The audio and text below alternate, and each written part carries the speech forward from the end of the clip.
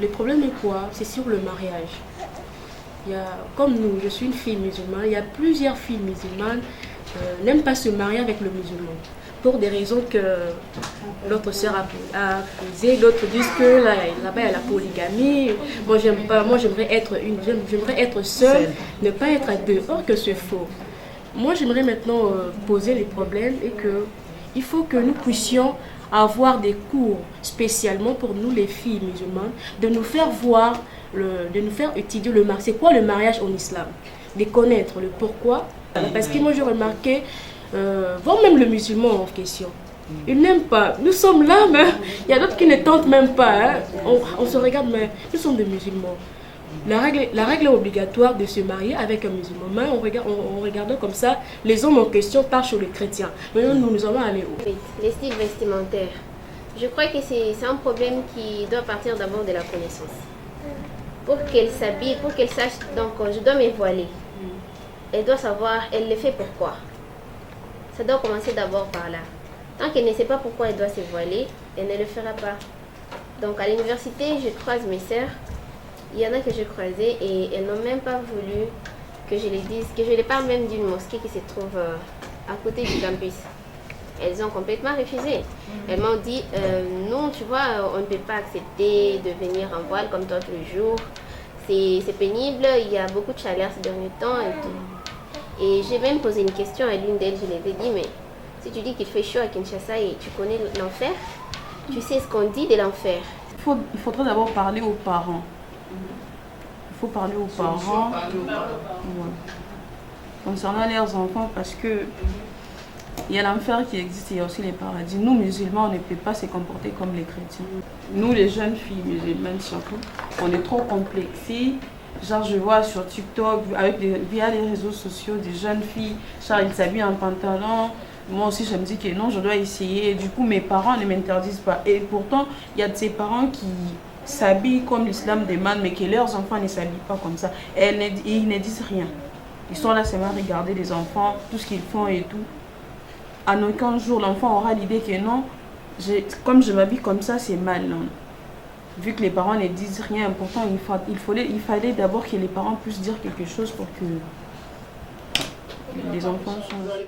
On remercie tout le monde qui sont venus et puis on rend hommage à notre prophète Mohammed sallallahu alayhi wa sallam, que la paix soit sur lui et sa famille et ses descendants et à tous les musulmans du monde entier qui sont morts et qui sont vivants, qui travaillent pour que l'islam puisse aller en avant et que Dieu bénisse tous les pays là où il y a des guerres, tous les musulmans souffrent et que Dieu puisse les épargner de cette calamité, Inch'Allah. Pour aujourd'hui, je donne juste le plan ou bien le programme de notre journée. Notre journée est divisée en 3 parties. La première partie, d'abord, on va commencer par la lecture du Coran. Chaque fois, avant de commencer chaque chose, il faut mettre Dieu devant toute chose. C'est pourquoi on va commencer par la lecture du Coran, les sourates Bakara, verset 30. Et puis, nous allons parler aussi de la sourate Shuara, ça signifie consultation, verset 38, que notre sœur Madame Khadija va lire si l'enfant ne finit pas. Je vais lire à sa place, Inch'Allah. Et puis, deuxième partie, il devait y avoir l'introduction de notre frère Africa, qui est chargé de la fondation Shamran. Je pense que dans l'invitation, vous avez vu fondation Fondamran. Donc, il y a une fondation Shamran, et puis il y a section réflexion. Et c'est lui qui devait introduire pour parler de ces réflexions. Et puis, il y a en collaboration avec l'association des femmes, des jeunes filles intellectuelles musulmanes au Congo. Et c'est la sœur qui va introduire l'association, c'est quoi. Et puis en troisième lieu, maintenant, on va parler pourquoi nous sommes venus se rencontrer ici. Sans plus tarder, on commence par la lecture du Coran. A'udhu billahi minash shaitanir rajim. Bismillahir rahmanir rahim. Wa idh qala rabbuka lil malaikatu inni ja'ilun fil ardi khalifatan qalu ataj'alu fiha man yusidu fiha wa yasfiku dima'a wa nahnu nusabbihu bihamdika wa tuqaddisu laka qala inni a'lamu ma la ta'lamun. Ici Dieu dit, lorsque ton Seigneur dit aux anges, certainement, je vais établir sur la terre un véhicule ou wakil. Et les anges répondirent, ah, créeras-tu quelqu'un qui propagera la corruption et Et il répandra les sons. À nous, ta louange, nous sommes là à te sanctifier et à te glorifier. Et ton Seigneur dit, certainement, je sais ce que vous ne savez pas. Et puis il y a deuxième sourate, sourate Shuara, verset 38, où Dieu dit, أعوذ بالله من الشيطان الرجيم بسم الله الرحمن الرحيم والذين استجابوا لربهم وقالوا صلاة وأمرهم شورى بينهم ومما رزقناهم ينفقون. Dieu dit, ils répondent à leur Seigneur et accomplissent la prière et ils consultent entre eux leurs affaires en se réunissant et ils dépensent de ce que nous leur avons attribué. Et c'est par ces deux versets que nous ouvrons notre séance aujourd'hui, qu'on peut appeler ça réunion-discussion. C'est comme séminaire ou conférence, pas vraiment conférence, mais réunion-discussion, c'est-à-dire on va discuter, on va donner l'introduction et puis on va discuter, on va donner à tout le monde le temps de parler des problèmes de notre communauté et puis essayer de donner la solution. Et notre objectif, il y a trois objectifs. Premièrement, discuter sur les problèmes et puis deuxièmement, donner des solutions. Et puis pour l'exécution maintenant de ces problèmes-là, ça se sera à une autre rencontre. Maintenant, je donne la parole à notre sœur, Madame Fora, qui est la coordonnatrice adjointe de l'association de jeunes filles et femmes intellectuelles musulmanes pour le développement du Congo, Inch'Allah, à Jifim Dessem. Fora. Assalamu alaikum wa rahmatullahi wa barakatuh. Alhamdulillah Rabbil Alamin, louange à Allah, Seigneur des univers. Mes chères sœurs, l'AJFIMDC, en sigle, Association de jeunes filles et femmes intellectuelles musulmanes pour le développement du Congo, a vu les jours il y a aujourd'hui plus de 10 ans. C'est depuis 2010 que nous avons commencé avec cette association. Nous avons, parce que jusqu'à ce jour, c'est l'objectif auquel nous tenons, nous avons une cible qui est la fille musulmane, qui doit être au centre de nos activités afin d'aboutir à des femmes musulmanes. Quand nous parlons musulmanes, c'est-à-dire pratiquantes, on a souligné le terme intellectuel parce que nous voulons avoir des femmes musulmanes scientifiques et puis musulmanes, avoir les femmes scientifiques musulmanes qui ont un niveau élevé de la connaissance de leur religion afin de pallier à ces problèmes auxquels nous vivons dans notre communauté. Nous avons commencé avec la formation des filles parce que notre objectif à nous, c'est d'encadrer les filles. C'est ça, nous voyons dans des universités, nos filles, nos mamans, nous avons des mamans qui pleurent. Dès qu'une fille entre à l'école, c'est fini, la religion, et si les parents ne sont pas forts, c'est fini. Notre objectif à nous était, et jusqu'à aujourd'hui, c'est-à-dire d'encadrer ces filles, rassembler, créer un cadre où les filles auront à échanger sur la religion, où les filles auront à comprendre leur religion et vivre leur religion. Parce que l'islam n'est pas en contradiction avec la science. Alors quand une fille comprend sa religion, partout où la fille va, elle a le base de sa religion et c'est la réussite. Et quand une fille réussit, on aura une bonne femme. Et si cette femme veut s'intégrer dans la société, on aura une meilleure femme.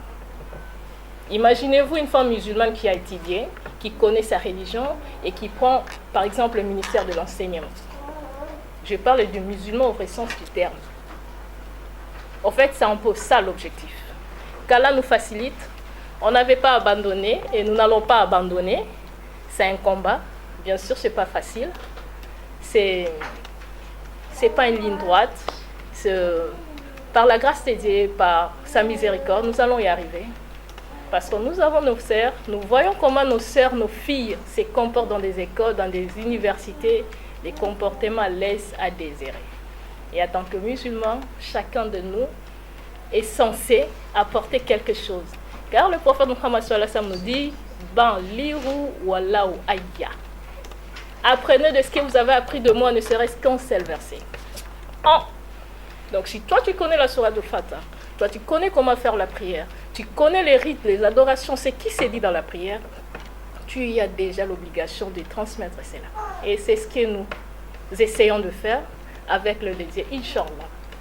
J'espère que nous allons y arriver. Et ensemble, parce qu'on doit aussi préparer le relève.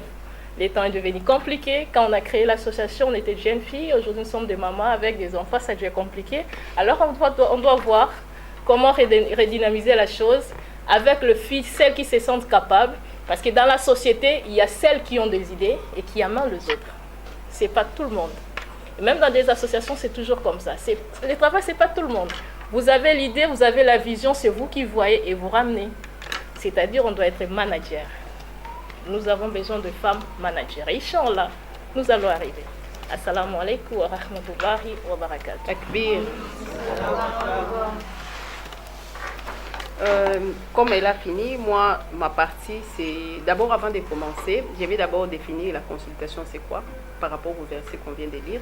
Même Dieu qui connaissait tout, qui voulait faire tout de lui-même, puisqu'il est ni homme ni femme, donc il a toutes les connaissances avant de créer toutes choses. Il a créé toutes choses par son pouvoir, et puis il pouvait créer l'homme sans demander l'avis de qui que ce soit. Mais Dieu a demandé l'avis des anges. C'est là qu'on a parlé de Baqara 30. C'est pas pour rien, on a choisi ces versets. C'est pour montrer à quel point Dieu pouvait faire tout lui-même, mais il a demandé l'avis des anges, et les anges ont répondu, tu vas créer quelqu'un qui va s'aimer les désordres dans la terre, alors que nous sommes là pour te glorifier. Et Dieu dit, je sais ce que vous ne savez pas. Mais pourquoi il a posé la question? Puisqu'il pouvait le faire, mais il voulait aussi avoir l'avis des gens, pour montrer que nous aussi, on peut faire quelque chose, mais si on a aussi l'avis des gens, c'est pas monté. Donc ça vient d'abord de là, pourquoi cette rencontre. Et puis de deux, il y a encore les sourates qu'on vient de parler, les sourates Shuara 38, ou Shura 38, où Dieu dit, donc il aime dans les gens, donc ce Seigneur dit, il aime, donc ça dit les gens accomplissent la prière, bien sûr nous prions, et puis nous donnons aussi des zakats, et puis qui se consultent entre eux à leurs affaires en se réunir. Donc ça dit on se réunit pour se consulter pour les affaires. Pourquoi Dieu a dit ça? C'est d'abord le Coran, c'est une farde. Ça dit quand il y a un problème dans une communauté, Dieu nous a recommandé de se réunir et de se consulter, de trouver la solution. Et puis si on va encore pour notre prophète Mohammed sallallahu alayhi wa sallam, il a consulté plusieurs personnes pour ses affaires. Alors qu'il était prophète, il pouvait faire tout seul. Puisque la malaïka, Jibril venait de donner des versets, il connaissait. Mais il voulait toujours consulter. J'ai pour dire que dans la société, c'est le premier exemple à suivre, c'est Mohammed sallallahu alayhi wa sallam. Et puis, comment il s'est comporté, comment il a agi sur différents problèmes. Alors qu'il pouvait tout faire aussi, puisqu'il avait des révélations. Mais il consultait déjà pour montrer que nous aussi, les humains, sa communauté, sa Oumma, si on a un problème, on doit se consulter. Et lui, il s'est consulté sur plusieurs exemples. Par exemple, je peux donner l'exemple de quand il y a eu la guerre de Badri. On devait prendre les esclaves, donc c'est-à-dire les prisonniers de guerre. Il a consulté ses Sahaba, et puis Omar a dit non, on ne peut pas prendre les Sahaba et on peut pas libérer les esclaves et les prisonniers puisqu'ils seront encore plus forts. Mais Abou Bakr, comme il était un peu trop mou, un peu trop de pitié, il a dit non, on peut les libérer moyennant une somme d'argent. Mais après le verset descendit pour dire que pourquoi vous les avez libérés alors que vous êtes encore dans l'état de faiblesse. Mais il avait consulté pour dire qu'il a pris aussi l'avis des gens. Même cette guerre-là, il demandait toujours l'avis de ses Sahaba. Donc c'est vraiment un exemple. Et puis exemple par rapport aux femmes, et c'est ce que je voulais aussi avoir, sa femme, j'ai oublié les noms, je ne sais pas si tu veux, c'est si bien il rappelait, elle était un peu plus sage aussi, elle était un peu plus âgée, Salma ou j'ai oublié, la guerre, donc quand ils sont partis, la conquête de la Mecque, quand ils sont partis, ils devaient entrer pour faire les pèlerinages, les Koraïch les ont arrêtés, ils ont dit, vous ne pouvez pas entrer dans la Mecque, alors ils ont signé ce qu'on appelle ils ont signé les accords de Hudaybiya pour qu'ils puissent entrer à la Mecque 2 ans après. Les Sahaba étaient fâchés parce qu'ils voyaient qu'ils avaient mené à la force, ils étaient nombreux, ils pouvaient gagner les Koraïch, tout ça. Mais comme le prophète ne voulait pas que la Mecque y ait les bas des sangs, il a dit quels que soient les accords qu'on doit signer, je vais me soumettre à ces accords. Mais tout le monde était contre. Ils avaient déjà préparé pour entrer dans la Mecque pour les pèlerinages, ce n'était pas pour la guerre. Mais les Koraïch ont refusé. Ils ont signé un accord, même si nous, les humains, on était là, on allait aussi refuser. Même les Sahaba disaient, mais comment il peut faire ça? Même Omar a dit, mais comment vous pouvez accepter ces accords? C'est encore humiliant pour les musulmans. Alors qu'ils étaient dans l'état des forces. Maintenant, mais les autres n'ont pas compris. Mais comme il y avait prophète était sage, malgré que c'était difficile cet accord-là, mais ils ont accepté, ils ont dit de rentrer, de ne pas entrer à la Mecque. Mais ils ont dit, bon, on fait maintenant les pèlerinages à Oudabi, à l'extérieur de la Mecque, tout ça. Mais les Sahaba n'ont pas fait, puisqu'ils voulaient seulement entrer. Vous voyez, maintenant même les Sahaba n'ont pas voulu. Mais sa femme maintenant à Salma, celle avec qui il faisait les tours, c'est-à-dire des rôles, s'il part quelque part, il faisait tirage au sort, la femme qui sort, c'est elle avec qui ils vont partir. En entrant maintenant, elle a parlé comment les Sohaba, on a dit de faire les pénales, c'est de couper les cheveux, de faire les pénales comme symbole à l'extérieur, mais ils n'ont pas fait, ils n'ont pas exécuté. Mais la femme a dit non, toi commence d'abord et eux ils vont suivre après. Pour dire qu'ils consultaient même ces femmes pour certaines choses de la société. Et quand il est parti, il a coupé les cheveux, il a commencé les pèlerinages, il a coupé les cheveux, il s'est habillé à haram. Et puis directement les soirs, directement ils ont commencé, eux aussi ils ont pris la relève. Pour dire que quand vous commencez quelque chose, les autres vont suivre. Et puis ils ont suivi. Et c'était les conseils de qui? De sa femme. Alors qu'il pouvait faire ça seul. Donc c'est pourquoi notre but, c'était se consulter par rapport aux problèmes de la communauté et puis savoir comment résoudre tous ces problèmes-là de la communauté. Inch'Allah, on ne peut pas résoudre tout, mais on énumère quand même quelques éléments. Maintenant, les problématiques pour entrer maintenant au fond de notre sujet, c'est quoi?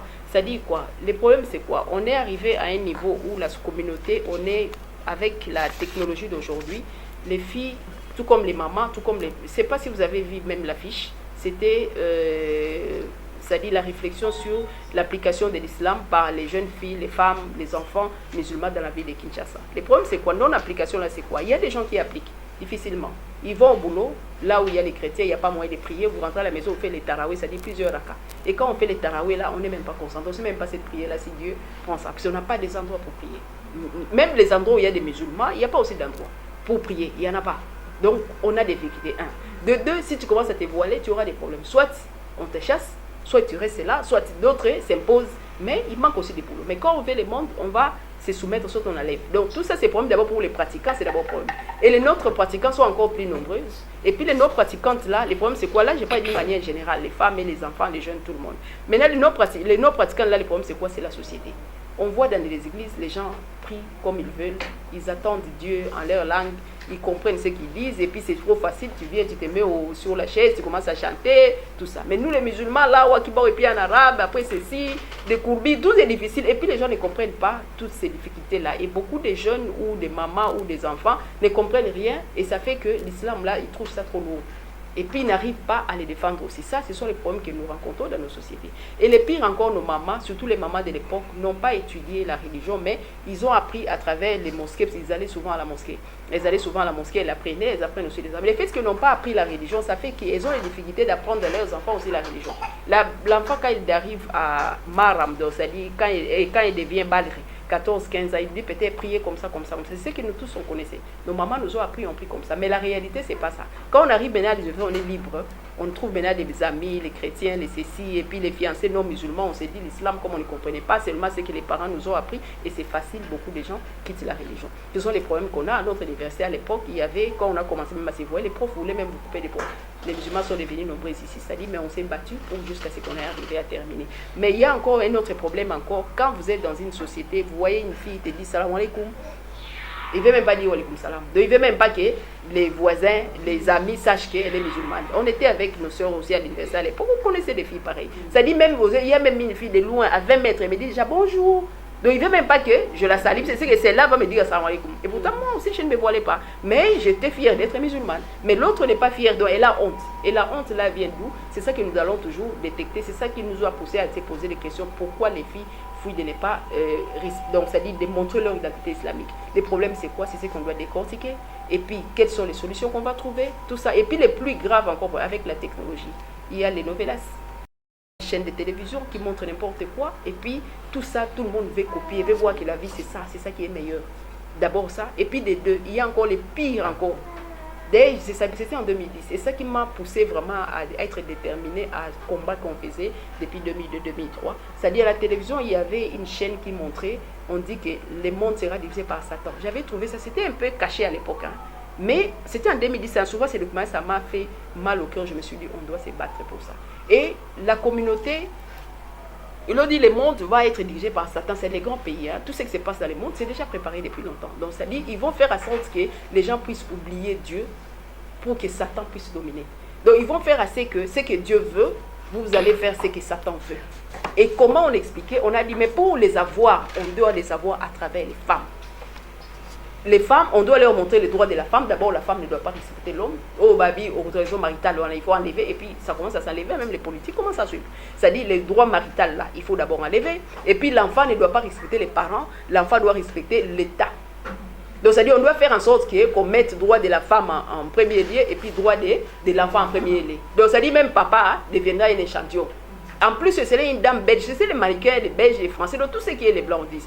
Donc, par rapport des soins des Minati, de l'occultus, c'est là, donc c'est un peu ça. Et puis, ils ont dit quelle stratégie on doit mettre, surtout les femmes, on doit faire en sorte qu'ils puissent travailler, laisser les enfants seuls, et puis l'enfant seul, ça dit c'est la société qui va l'éduquer. Et puis, nous, l'État, nous allons mettre des lois pour que l'enfant puisse avoir peur de l'État et non peur des parents.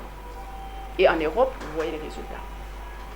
Et puis, il y a encore un problème, on dit les musulmans encore, puisque les musulmans, nous sommes encore un peu, ces lois-là, on n'aime pas trop suivre, on est un peu attaché à notre religion, qu'on soit intellectuel ou quoi, on a quand même cet respect-là de la soumission des enfants polis aux parents, tout ça. Maintenant, il faut jouer plus, c'est l'islam et ils sont en train de combattre. Puisque l'islam est un peu dur par rapport aux autres chrétiens, suivent facilement. Il peut aller à l'église, il suit. Mais l'islam, quand on est dans ça, on ne peut pas combiner les deux à la fois, c'est impossible.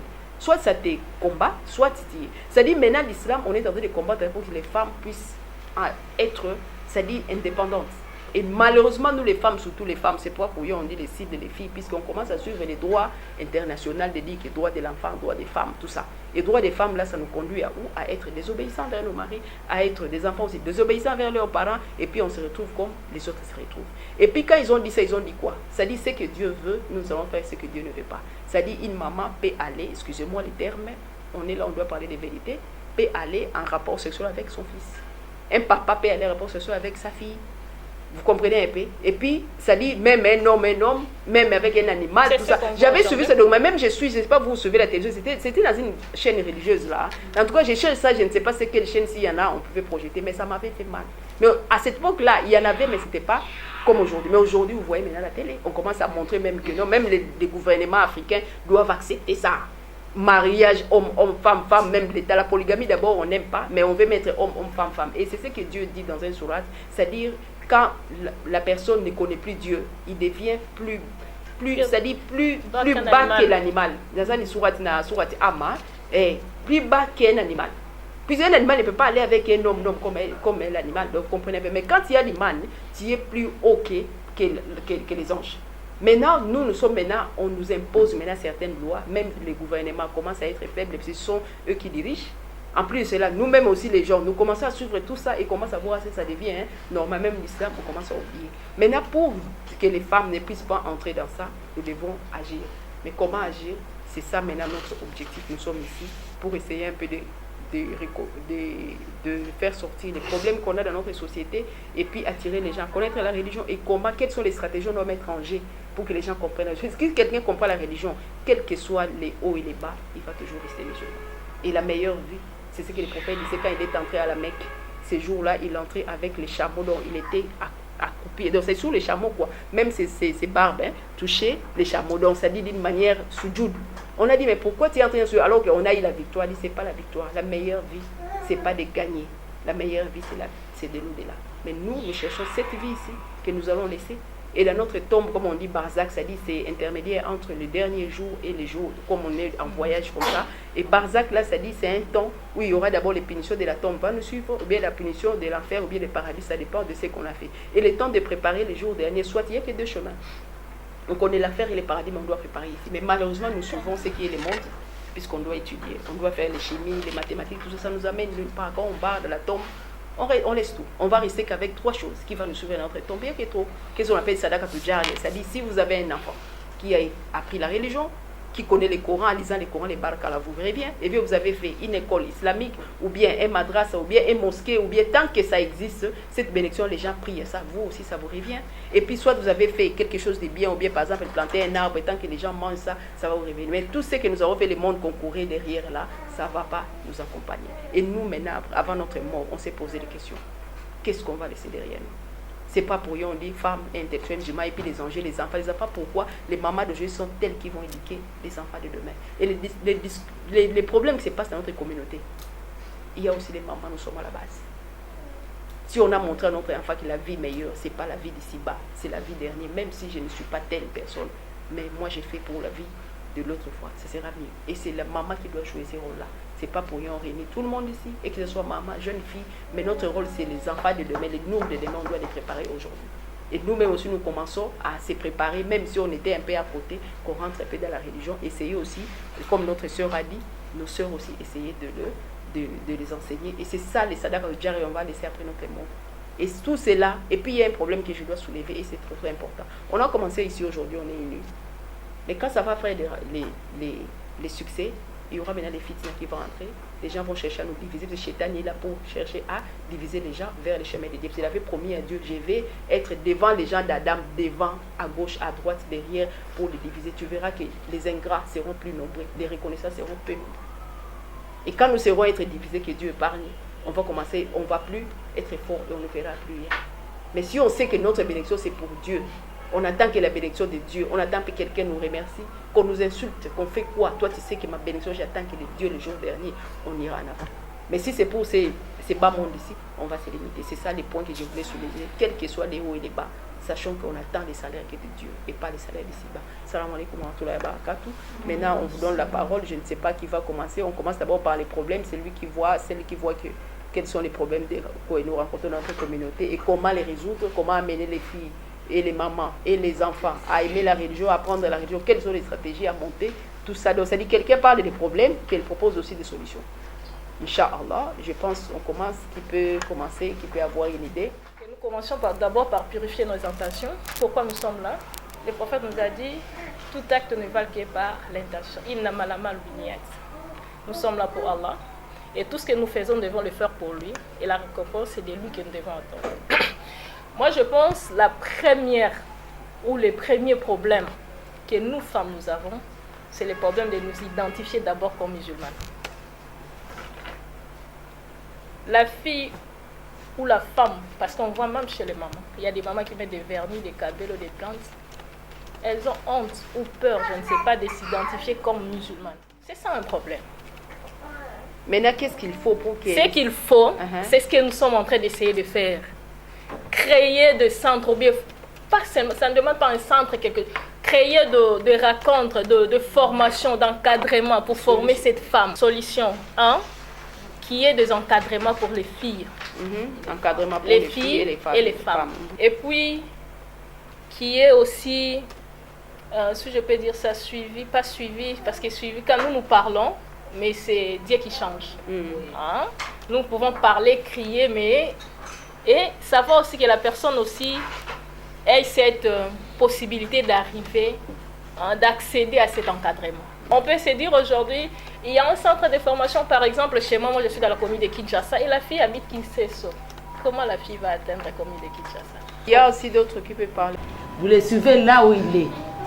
Vous les suivez là-bas, suivez les gens là où les jeunes filles et les jeunes mamans, oui. Vous les suivez là où il est. Vous les informez que notre information c'est pour encadrer les jeunes mamans ou les jeunes filles pour les problèmes d'habillement ou pour connaître l'islam. Maintenant par là, vous allez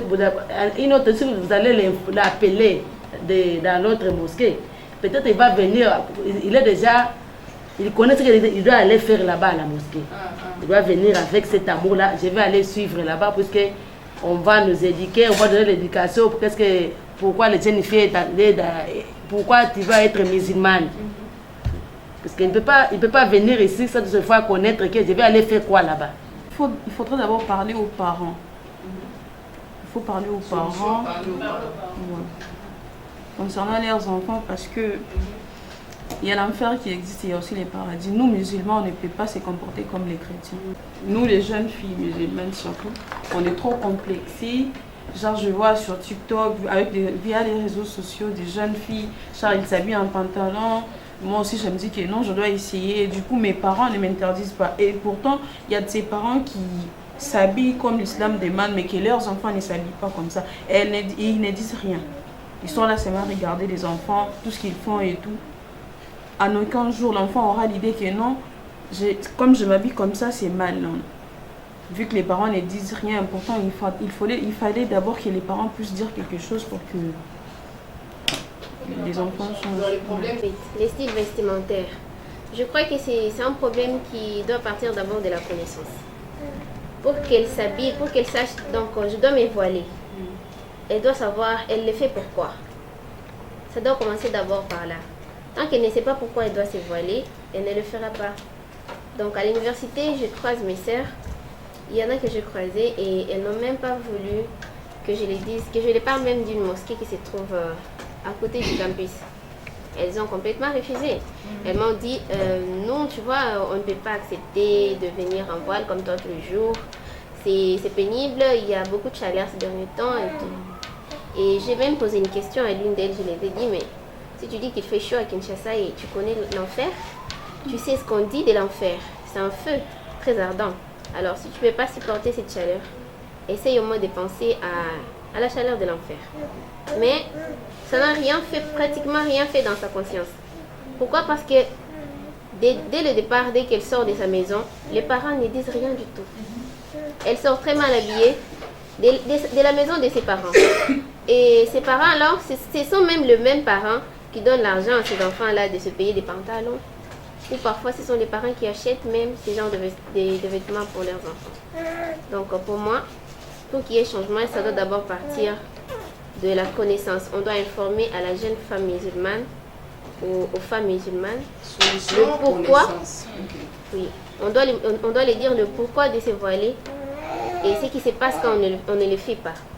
Pour le changement de filles musulmanes ou femmes musulmanes dans notre pays, le problème est que pour connaître, pour mieux faire une chose, il faut d'abord la connaître. Lorsque vous avez la connaissance de la chose, vous allez bien appliquer cela. Il y a plusieurs femmes musulmanes, mais aussi nous les filles musulmanes, on n'arrive pas à appliquer. Il y a une autre fille, il n'a pas la connaissance. Il est musulman, mais il n'a pas la connaissance. Donc comment il va appliquer l'islam? Le problème est que il faut que les jeunes filles musulmanes ou les femmes musulmanes d'avoir la connaissance sur l'islam pour appliquer cela. Lorsque les filles ou les femmes n'ont pas la connaissance, il n'y aura que du chaos. Pour apporter une bonne amélioration de notre pays, pour les filles musulmanes et les femmes musulmanes, il faut qu'on puisse d'abord avoir la connaissance sur l'islam, de connaître l'islam, d'étudier l'islam. Après les études, là maintenant nous allons très bien comment appliquer l'islam. Et je voudrais aussi marteler sur une chose que j'avais vue à l'IMIKEN là-bas, dans notre faculté. Il y a une fille musulmane qu'on étudie avec elle. La fille, elle est musulmane de nature. Mais la fille, elle ne porte pas l'hijab, elle ne s'habille pas décemment. Donc, si tu la vois comme si vous la voyez comme ça, vous allez remarquer que c'est une chrétienne maintenant. Or, c'est une musulmane. Lorsque je l'avais posé la question, ma soeur, pourquoi tu t'habilles comme ça? Oh non, moi. Et pour elle, elle dit que ce n'est pas obligatoire de porter l'hijab. Elle me dit, ce n'est pas obligatoire. Moi, je lui ai fait voir que non, ma soeur, la porte de l'hijab, c'est obligatoire. Il faut la porter. Oh non, pour moi, l'hijab, ce n'est pas obligatoire. Dieu, il regarde le cœur. Donc, le cœur. Donc, à la fille en question, elle n'a pas la connaissance sur l'islam. Lorsqu'elle aura la connaissance, à ce moment-là, elle va maintenant appliquer l'islam dans le bon. C'est un peu ça. Le problème est que c'est d'abord la connaissance. Il faut connaître avant d'appliquer. C'est ça un peu mon ajout comme ça. Et puis, mais, les alliés, solution, tu peux trouver par rapport il y a comportement na biso ya ba jeune fille surtout na Kisasa. Surtout Kisasa. Moi si awe yoka soni pona olata so alati ata robe alobi et comme ça maman mokolo. Il fallait alata kililo alata pantalon pour vraiment pas sentir que non, elle pèse. Mais tu te crois mais tu n'es pas. Il faut avoir que c'est Allah qui compte en dehors de tout. Yamutuya ezali kozala na kondima. Soki ozali na kondima na kati ya motema na yo, alhamdulillah, tout ira bien. Puisque ondima wana ezopesa yo bobangi ya Allah subhanahu wa ta'ala. Okosala asala mabe olobi te ala me voir. Ola taboye olobite ala me voir. Ala apekisi eloko oyo. Ala apekisi eloko tel. Surtout de voir wana mingi ezali epa na biso ba mama. Soki vraiment mama assemble la kanandenge ya solo. puisque comportement oyo bana bazwaka na kati ya ndako bazwaka yango epai ya mama. Puisque so moni mwana asali ambition asambeli kanisake mama na ye asala nini asambelaka. Puisque papa akobima tongo ti a des fois kozonga na ye ya okuta bana balani kokende na ye atika bana na pongi. Batikala koyeba acte ya papa ata moko te. Mais maman soki ozali na ndako il fallait revoir na makambo ya Allah subhanahu wa ta'ala. Balobi papa azali rideau mais maman azali ndako porte mobimba. Soki porte kangami bien te biloko nyonso ya ndako ekozala bien géré te. Mais soki rideau ezali nde eza boye rideau eza na elo te eza na tina te. Mais ceux qui portent ezali vraiment ya kanga makasi ozana assurance na eza na sens ya ke mama yende muto azali kolondako pona ko encadrer bana pona encadrer ndako na yo soki ozana islamu ya malamu ya muto yepa ya mwasi eza do ya osalela ndako na yo ya osalela libota na yo mobimba. C'est très important. Atana kati ya Rasul Muhammad sallallahu alayhi wa sallam ayibisbiso adoa osilahul mu'min wa imadu dini wa nur samawati wal ardi. Rasul Muhammad alobi doa ezali munduki pona mundini ezali limere po likolo tinasi ezali pilier ya religion. Excusez, vous pouvez m'aider? Na lingala plié ya nini balobi ezali likondi ya nini ya religion ya lingomba, c'est ça likondi ya lingomba soki est vraiment etelemi soki osali droit ezo doctrine nyonso o ezaneti olobi hala nga comportement mwana na nga na sepela na ngote yo mama tombola maboko sala droit balobi droit ya moi 6 ans mustajab na ndenge moko tokosalela pe réunion oyo tosala awa tosali droit tolobi ala sunga biso mayele eutaka epa na yo biso tokokoka te me yo oyebi na niveau ni na degré ni tokokoka. Problème langa eza epa na biso ba mama na constat onga na sali ba mama ebele totangi islam te o eloko ne balobi ke pona kolinga eloko il faut koyeba yango po omoni muto atangi islam akopesa pe islam valeur constant onga la sali ba mama ebele batangi te donc bazoyeba valeur ya eloko yo bazana ngo te nazomona ba mama mususu aza musulman mais na nzela azolata ndenge alingi même pe na kati ya mosquée. Donc, azolata vraiment bien té. Et pour nous, azolata que c'est l'essentiel à l'ati. Mais jupe na bi robe na et combien de temps na cheville té. Mais il fait du mal. Donc, seulement qu'on y ait ça bango mais, ba mususu baza ko santé té. Yami balé devoir na zo ta pas mi bali na bango na banda ko na bango ko. Moi si mususu mtakoti islam eza mobile.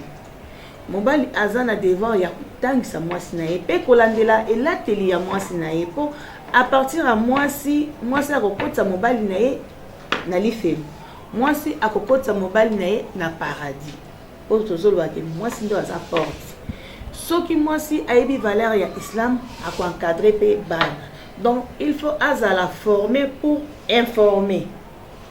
Donc ceux qui moi c'est atangi akotangisa pe bana na ndaku akotangisa pe baninga na ye ba mama. Donc ils ont moi mkena zali kindenga koloba donc il faut au moins multiplier ba centre de formation ba madrasa la plupart na ba mosquée na biso ba congolais ba madrasa ezati au moins ba mosquée ba ya ba ouest africain ba madrasa ezali bazo banda yango bazana bana mike bazoye bandenge ya kolata. Comme notre sœur nous a dit ici, sensibiliser d'abord les jeunes femmes, les jeunes filles dans des mosquées, après organiser des rencontres pour les enseignements. Par exemple, pour moi, Madame Aziza me connaît, quand j'étais étudiante, je me promenais la tête ouverte. Je me promenais partout comme ça. Je mettais les foulards dans les sacs. Quand je suis devant la mosquée, je mets le foulard. Mais quand on a organisé les enseignements à Mouna Zamala, on était avec Madame Mora. Ah, ça m'a beaucoup aidé. J'ai jugé de ne plus mettre des mèches. Je mettais même des mèches sur la tête. Mais à partir de ces enseignements-là, j'ai abandonné tout. Je m'habille comme ça partout où je suis. Même Madame Fora me connaît. Ah, on a déjà répondu. Je vois maman l'a dit encore une. Quand je suis venue avec la voile, on m'a dit, ah, tu es devenu Al-Qaïda. Et notre chef de division m'a dit, tu ne peux pas entrer dans les bureaux. Maintenant, le directeur m'a dit, non, elle est libre. Laissez-lui porter ce qu'il voulait porter aujourd'hui. Maintenant, il y avait une femme dehors là, il vendait des cacahuètes. Il avait une fiancée musulmane. Sa maman a dit que tu ne peux pas se marier avec les musulmans. Les musulmans là-bas, ce sont des féticheurs. Les musulmans là. Maintenant, elle m'a appelé. À l'heure de pause, elle m'a appelé Bibi. Parce qu'on m'appelle là-bas toujours Bibi. Elle dit, oh, ma fille, il a un fiancé musulman. Les musulmans, est-ce que ce mari-là, c'est bien? Moi, je l'ai amené les livrets, des dialogues entre musulmans et chrétiens. Je ne vais lire là-bas. Et puis, tu vas me donner la réponse après. Après, je vais commencer. Quand il est l'heure de pause, je sors dehors. Je commence à causer avec cette dame-là. Maintenant, pour le moment, il a fait le mariage. Il a fait le mariage avec cet homme-là. Maintenant, c'est toute la famille qui voulait maintenant entrer à l'islam. Mais ah, le mari de ma soeur là, il est bon, tu vois, il fait ceci. Maintenant, elle me demande encore d'autres livres. Le lundi, j'avais amené l'autre livre, le mariage en islam et la voile, la voile en islam. J'avais des livres, je le donne, il dit, en tout cas, on croyait que les musulmans, ce sont des féticheurs. Ce qu'on nous disait, les musulmans, en tout cas, il faut vivre avec les musulmans qui vivent avec les chrétiens. C'est des questions de volonté, parce que cette dame, elle avait la volonté là. Et puis, elle se voilait chaque jour, cette dame. Le problème est quoi? C'est sur le mariage. Comme nous, je suis une fille musulmane, il y a plusieurs filles musulmanes n'aiment pas se marier avec le musulman. Pour des raisons que l'autre sœur a posées, d'autres disent que là-bas il y a la polygamie. Moi, j'aime pas, moi j'aimerais être seule, ne pas être à deux. Or que c'est faux. Moi, j'aimerais maintenant poser les problèmes et qu'il faut que nous puissions avoir des cours spécialement pour nous les filles musulmanes, de nous faire voir, de nous faire étudier le mariage. C'est quoi le mariage en islam? De connaître le pourquoi et sur le point positif ou négatif sur le mariage en islam. Voilà, sur le mariage, voilà. Parce que moi j'ai remarqué, voire même le musulman en question, ils n'aiment pas. Nous sommes là, mais il y a d'autres qui ne tentent même pas. Hein. On se regarde, mais nous sommes des musulmans. La règle est obligatoire de se marier avec un musulman. Mais en regardant comme ça, les hommes en question partent sur les chrétiens. Maintenant, nous allons aller où? C'est maintenant un problème de chercher des solutions. Comment vous allez faire pour que le musulman commence à nous épuiser, à nous marier en fait. Donc, c'est un peu ça. Mais le problème est sur le mariage en islam. Voilà. Le problème est basé sur le mariage en islam. Là, la notion en fait de créer des centres uniquement pour les filles qui ne sont pas encore mariées, de nous faire enseigner l'importance sur le mariage en islam. Première préoccupation de savoir pourquoi les filles n'acceptent plus s'identifier musulmanes, se préfèrent se conformer aux non musulmans. Parce que la société d'aujourd'hui, même dans les réseaux sociaux, nous montre que quand tu n'es pas voilé, quand tu t'es maquillée, tu te comportes comme une fille non musulmane, tu auras la grande facilité d'avoir un boulot, de te faire respecter, d'être belle, d'avoir un très bon standing. Maintenant, si tu te voiles, et la société te montre qu'en te voilant, tu es moche, tu n'es pas belle, tu n'auras pas quelqu'un de sérieux à tes côtés, tu ne seras pas femme indépendante, comme on le dit, femme indépendante, mais une femme qui travaille, qui a un bon salaire en étant voilée. Et même nous remarquons ces moments quand une fille part chercher un boulot et qu'on le voit avec son hijab, on se pose des questions. On se dit, celle-ci sûrement elle n'est pas intelligente parce qu'on sait que quand on est musulmane, on ne fait pas de grandes études. Ou soit on se dit, si elle va nous mettre une bombe comme la maman l'a dit, ou bien soit elle va commencer à faire des pratiques sataniques parce que l'islam aujourd'hui, quand on voit l'islam, c'est du satanisme. Et on va vraiment te mettre dans un niveau tellement bas qu'on ne va pas te donner les boulots. Et les boulots que tu peux avoir, c'est vraiment des boulots où tu ne peux même pas subvenir aux besoins de la famille.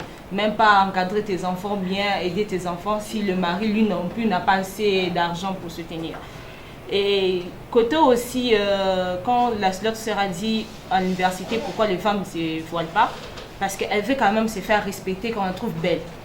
On n'a pas de modèle de femme musulmane, surtout si en RDC, il n'y a pas une femme musulmane où elle s'accepte telle qu'elle est.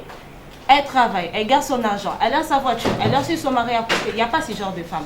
Même les femmes qui sont au niveau de le gouvernement et tout, elles ont même du mal aussi à montrer qu'elles sont musulmanes. Elles se cachent. On les voit seulement dans les mosquées. Mais en dehors des mosquées, on se pose des questions. Est-ce qu'elle est musulmane ou pas? Et autre chose aussi, côté mariage. Pourquoi certaines femmes ne trouvent pas, certaines filles ne trouvent pas le mariage? C'est parce que elles se disent que bon, moi si je me vois, l'homme ne va pas me trouver belle, il ne va pas me proposer. Donc du coup, je dois être comme tout le monde pour que j'ai quand même goût de mariage. Et aussi, ça fait aussi de polygamie. Parce que ces derniers temps, on montre que... Parce que notre pays, c'est la monogamie. Mais quand on parle de la polygamie, on se dit qu'il y aura des injustices et tout ça. Mais il faudrait vraiment montrer le bon côté de la polygamie. Tu peux avoir ta coépouse, forcément, ce n'est pas ta rivale. C'est ta soeur. Peut-être qu'on l'a épousée pour l'aider financièrement, quelque chose. Si c'était toi à sa place et que tu voulais avoir un mari et que... il y a déjà ta soeur qui est à l'intérieur et que toi tu ne trouves pas un mari, que ces maris-là veulent te prendre en charge, te donner un foyer, que ta soeur refuse. Vous voyez ces genres d'injustice, il faudrait qu'on enlève ça dans nos têtes. La société nous montre que quand tu as une rivale, tu ne seras pas heureuse. Pas forcément. Sinon, le cas professionnel, il n'allait pas du tout être polygame. Hein. Il allait refuser ça. Là, il faudrait montrer le bienfait de la polygamie. De stratégie. Je pense que jusque-là, on a épuisé un peu les idées, ça va. Mais il y a une chose que moi, je voulais vraiment ajouter. Comme vous aviez dit, quand on va dire qu'il y a un madrasa, ailleurs, les madrasas, ça paye. Ça paye, même s'il faut dormir, ça paye. Mais nous, déjà gratuit, les gens ne viennent pas. Et quand vous dites encore, ça paye, ça vient. Et ils vont fuir encore. Donc il n'y a rien. Et puis les chefs, la personne qui va enseigner, va dire, c'est quoi nos chefs vont qui à la mosquée comme des imams, mais enseignants, ils n'enseignent pas puisqu'ils vont chercher la vie pour leurs enfants. Alors que quand on est enseignant de Dieu, sache qu'on est les pauvres. Donc pauvres et masquines. Mais masquines, il y a moins d'être masquines comme les pauvres là de la route. Non, vous êtes riches, vous avez la connaissance. Si vous faites ça pour ça, là, les prophètes dormaient avec sur les pailles des palmiers, hein, des palmiers de dattes. Même les lignes, commençant à Aboubakar et Omar de mais tu es notre dirigeant. Est-ce qu'on peut te faire une belle maison de beaux comme les lits, comme les autres, hein, les empires perses ou romains? Il a dit, la meilleure vie, ce n'est pas la vie d'ici-bas, la meilleure vie, c'est de l'au-delà. Je vais être un prophète, un roi, esclave et non riche. Donc nous aussi, si vous nous empruntons ce chemin-là, sachez qu'il n'y a pas de salaire ici-bas. Mais Dieu va vous faciliter d'une autre manière que vous ne l'attendez pas. Mais si on met les salaires, c'est quoi notre Dieu est toujours les malheureux. Puisqu'on veut, c'est-à-dire marchander la parole de Dieu. Oh, Dieu a dit ne marchandez pas ma parole. Le prophète a fait gratuitement. Et par rapport à notre soeur qui a dit que tu peux commencer à enseigner, mais les gens ne veulent pas. Donc vous êtes fatigué. Le prophète n'était pas fatigué. Pendant 10 ans, il a prêché tout le monde. Il a parlé.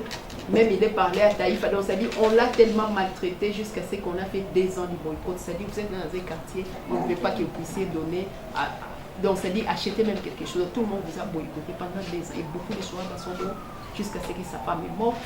Et on dit ça même l'année l'année quoi qu'on appelle ça, l'année de chagrin. Et des chagrins.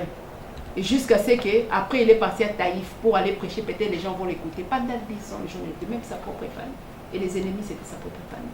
Et il est parti là-bas, même les enfants là, accueillis avec des pierres. Il s'est blessé.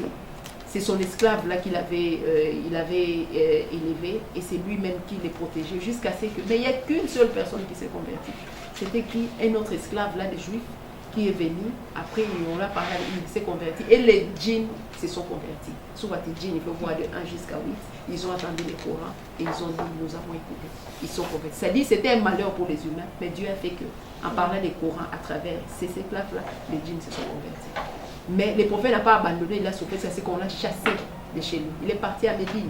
Là-bas aussi, là, il est pour les Mounafiki, les Juifs, les ennemis l'ont fait souffrir jusqu'à ce qu'aux batailles de Uhud, s'il vous plaît. Bataille de Uhud, jamais là, s'il vous plaît. Bataille de Uhud. On l'a même frappé une pierre jusqu'à ce que ça donne, on s'est cassé même des sangs. Mais il n'a pas toujours abandonné. Même les frères de celui qui a frappé cette pierre, il a dit non, je vais les tuer, non, laisser passer qu'il faut.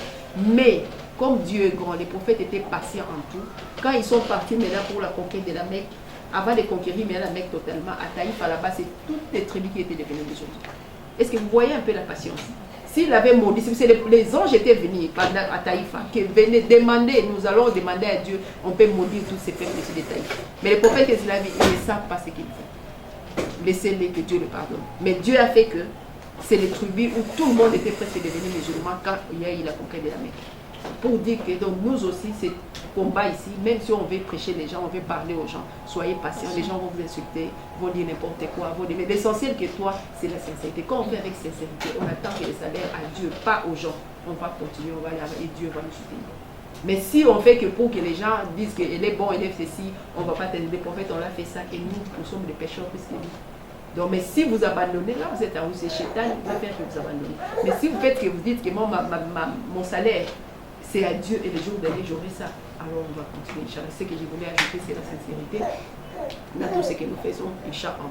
Et puis je laisse la parole à notre frère Africa qui est de Fondamran, c'est quoi, et puis essayer un peu de résumer, Reflon, c'est quoi, puisqu'on a fait la collaboration avec Fondamran, nous, section femmes, mais c'est lui qui est chargé maintenant des cellules de réflexion de la Fondation Chamran. Il va parler d'une manière brève.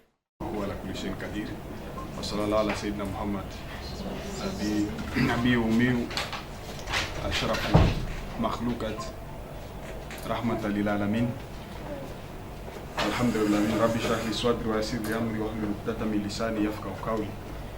Je suis très ravi, plus que ravi avec l'activité d'aujourd'hui. Maintenant, je peux dire que je suis un peu libéré.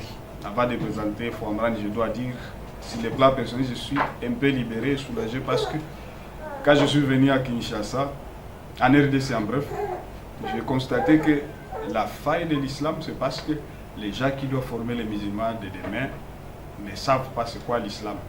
Mais ils peuvent être musulmans sans le savoir. Et j'ai même fait une formation sur la compréhension de la femme et des filles.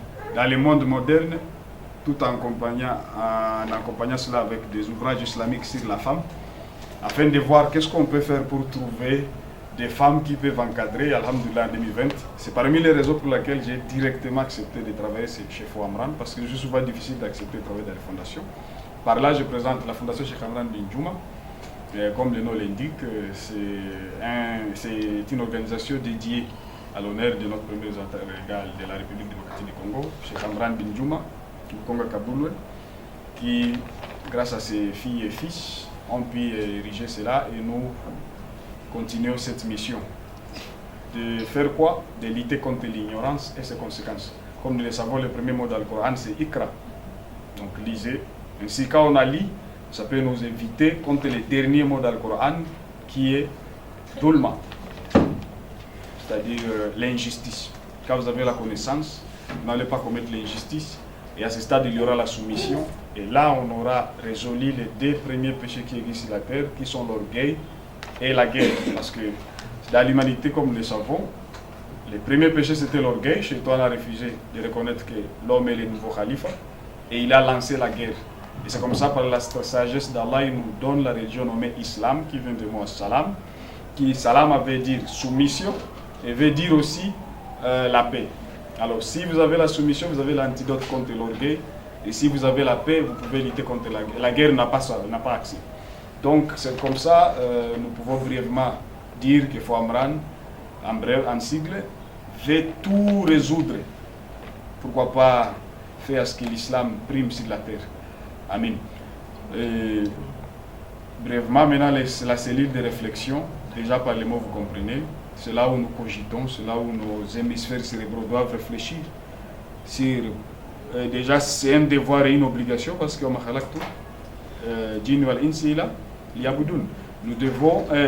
Allah nous a dit la cause pour laquelle il nous a créés, c'est pour l'adorer.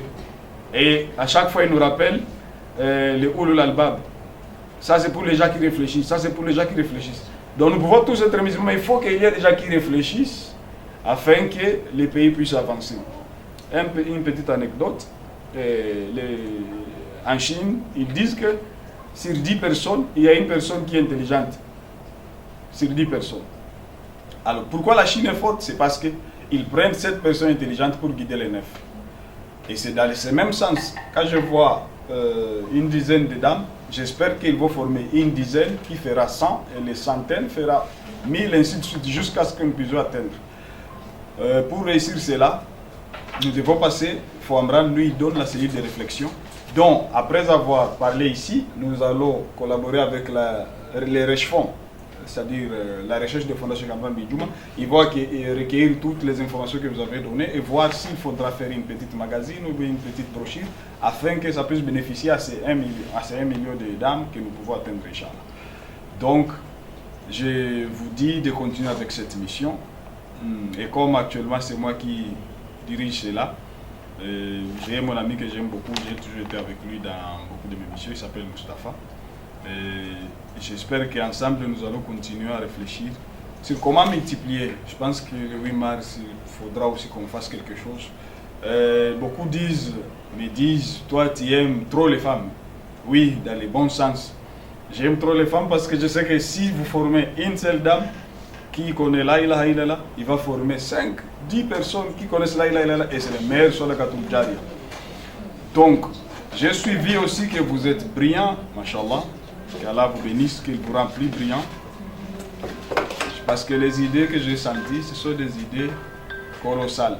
Ce sont des idées qui ont besoin des actions pour qu'elles soient merveilleuses. En venant avec lui, je lui ai dit, et je ne sais pas si c'est grâce à cette séance de réflexion que j'ai pu avoir cette inspiration.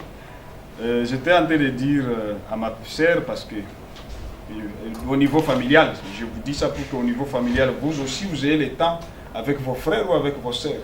Dites à vos frères qu'ils cessent de jouer avec les enfants d'autrui. Je pense que vous connaissez un qui, soit il y a un monsieur, il a envoyé son fils pour aller faire du commerce. Il lui a dit, là où tu iras là-bas, ne joue pas avec les enfants d'autrui. Et le monsieur est bien parti. Il a bien fait son commerce. Et en rentrant chez toi, il a croisé une dame qu'il n'a jamais vue sur terre. Alors il n'a pas pu supporter, malheureusement. Ça lui a poussé à faire quoi? Et il lui a donné seulement un bijou. Au moment qu'il l'a fait, chez eux, il y a un monsieur qui avait l'habitude de faire quoi? D'aller puiser de l'eau chez eux. Ce jour-là, même chez toi, on va entrer chez le vieux là. Et le monsieur là est parti donner un bijou à sa chère. Et il a fui. Et quand le monsieur est arrivé, les parents, farouchement, lui demandent, qu'est-ce que tu avais fait là où tu es parti? Il dit, non papa, j'étais bien parti pour vous dire vrai. Et même je rentrais bien. Malheureusement, au cours de la route, j'ai vu une belle femme que je n'ai jamais vue dans ma vie. J'ai été tenté, je lui ai fait un bijou. Il a dit, effectivement, le monsieur qui vient souvent puiser de l'eau ici a donné un bijou à votre chère. Je disais à mon frère, je pense que j'ai la solution. Et je connais maintenant les problèmes. Aussi longtemps que nous, les musulmans, vont continuer à chercher les non-musulmans, en plus dans le sens haram, ne nous attendons pas à ce que nos sœurs soient épargnées. Je ne vous dis pas d'utiliser ça comme cause. Je vous dis pour que vous disiez à vos frères pour qu'ils cessent de blaguer avec les enfants d'autrui. Les musulmans, ils ont ce comportement. On a blagué quand on a soir, on a pour yomoko yebini, Mariam. Non. Quand il blague avec cet enfant, c'est un potentiel musulman, n'est-ce pas que tout le monde est né musulman? C'est après que les parents peuvent transformer quelqu'un, parce que le prophète a dit tout le monde est né à la soumission totale devant Allah. Donc, nous devons travailler ensemble. Maintenant qu'il y a des dames qui réfléchissent, bon, je ne vais pas baisser les bras, mais au moins je me dis qu'il y a des gens qui vont faire la ligue. Et je vais souvent peut-être donner mes idées à maman Aziza, et vous allez échanger ensemble. Surtout au milieu universitaire.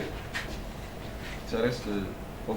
Maman Aziza, je dis ça à tout le monde. Hier, j'ai vu une dame à l'ISTEM. Je lui fais voir qu'il y a une association étudiantine musulmane.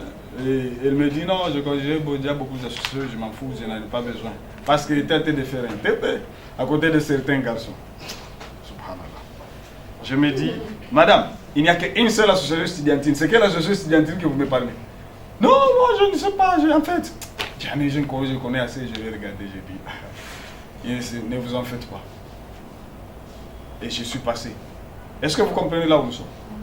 Donc, nous devons comprendre que Ikra, c'est d'abord connaître sa religion. Quand on connaît sa religion, on peut bien travailler même dans nos sciences que nous faisons. Mais quand on ne connaît pas notre religion, on va toujours échouer. Les systèmes éducatifs qu'on nous donne, c'est un système éducatif qui vous fait quitter l'islam et qui vous rend athée. Tu peux avoir ton shahada, mais tu es athée d'esprit. Je vous donne la preuve. Le serment d'Hippocrate est plus pour les services. Il y a quelqu'un qui a fait la médecine ici? Très bien. Le serment d'Hippocrate, quand il est lit, c'est pour les services. Mais aujourd'hui, c'est pour l'argent. Quand vous devenez spécialiste, pour qu'il n'y ait pas d'autres spécialistes pour guérir les gens, qu'est-ce que vous faites? Vous ne formez pas, n'est-ce pas? Et vous travaillez dans 10 hôpitaux, là où ici c'est mardi, ici c'est jeudi. Donc les personnes doivent être soignées les jours où toi tu vas. Mais si nous faisons le contraire, nous disons aux dames, au lieu de suivre nos vélas, vous faites des réunions. Et il y a nos vélas, ezaka area bisoko solo la bobeti masolo ekoki kosekisa ainsi de suite, mais ezoko tsadine nakati, et vous verrez la suite sera incroyablement vraie. Pour chiter, je vous rappelle que les nikas c'est 50% de l'islam. Donc quand vous allez prendre, vous allez donner vos nikas, vous allez demander vos droits de nikas, nayoka bamsuba singa aka Coran. Non, il y a quelqu'un qui a parlé de management. Senga ba règle oyo ezo permettre mobali ceux qui sont vraiment musulmans à côté en islam. Ceux qui sont faux musulmans à côté en islam. Na lingi, na budget to kozaka nango, to zaka na pourcentage ata 1% oyo ko banda ko sala mambo adine. Pour to tiaka ba 100 francs, ba 1000 francs, to former basi misusu pour que ba musulmans ba ko bala bazo basi bala. Voilà, même si tu meurs, ton choix va continuer. Qui demande ça à Sonika? Et puis voilà, ce sont des choses comme ça que nous devons nous donner. Gestion de la télévision. Tu suis Madrasa Novelas pendant 2 heures et puis tu suis El Jai 30 secondes au statique. Ça va changer quoi? Oui, mais je vous dis, si El Jai ne faisait pas les choses au statique, c'est grave. Les gens ne suivent rien. Alors, ce n'est pas chaque jour qu'il va parler du copinage, ce n'est pas chaque jour qu'il va parler de ceci. Faites un effort. Tu te dis, moi, si je suis Novelas 2 heures, je vais suivre aussi les affaires religieuses 2 heures. Et vous verrez la suite. Ça va beaucoup vous aider. Parce que les choses de l'islam, ça a plus de poids. Si tu suis ça pendant 2 heures, c'est comme si tu as suivi pendant 20 heures. Je vous dis vrai. Moi, quand je suis un match, allez, je pars dans le Coran, je regarde. Et à la suite, vous allez, les gens vont dire que tu es hafid, mais tu n'es pas hafid. Je vous dis vrai. Moi, je ne suis pas hafid. J'ai lu le Coran en français beaucoup. Je vous dis pour que vous le faisiez aussi. Chaque jour, si tu prends 4 pages du côté français, pendant 5 soirs, c'est un jouzou. Si vous le faites pendant 30 jours, vous avez fait quoi? Vous avez lu le Coran entier en français, dans la langue que tu comprends, même si tu n'auras pas les 100%, mais tu as maintenant l'esprit dans le Coran. Et à petit, maintenant tu peux aller au madrasa. Même si tu ne connais pas l'islam, tu peux prêcher à tes enfants. Les versets tels disent ceci, et ça vous guide vers le bon. Et ce sujet ici, quand je le prends, c'est 1 heure, 2 heures, c'est 10 jours, je ne saurais pas le finir.